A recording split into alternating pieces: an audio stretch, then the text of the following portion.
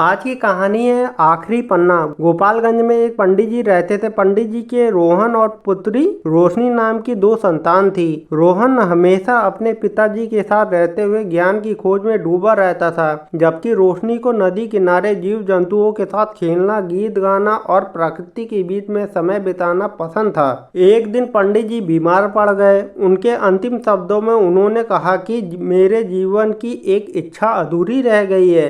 वह अधूरी इच्छा जीवन का रहस्य पुस्तक का आखिरी पन्ना ढूंढ ना पाना है। उनके देहांत के बाद रोहन ने इस अधूरी ख्वाहिश को पूरा करने का संकल्प लिया।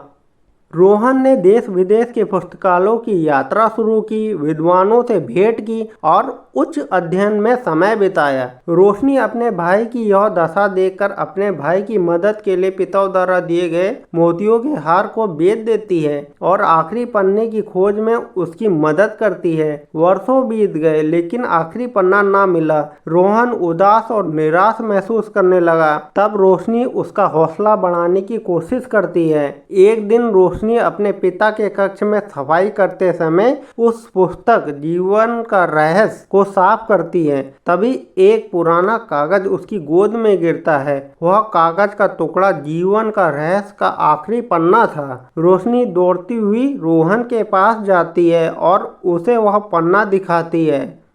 वह पन्ना पढ़ते ही रोहन की आंखों से आंसू बहने लगते हैं, क्योंकि उसमें लिखा हुआ था जीवन का असली रहस्य ज्ञान या धन में नहीं है, बल्कि अपनों के प्रेम और साथी के सहयोग में है। जो सुख प्रकृति की छोटी छोटी चीजों में है वही सच्चा धन है। नैतिक शिक्षा। जीवन की सबसे बड़ी समृद्धि सांसारिक ज्ञान या भौतिक धन नहीं, बल्कि प्रेम, संबंधों और प्रकृति की सरलता में निहित है।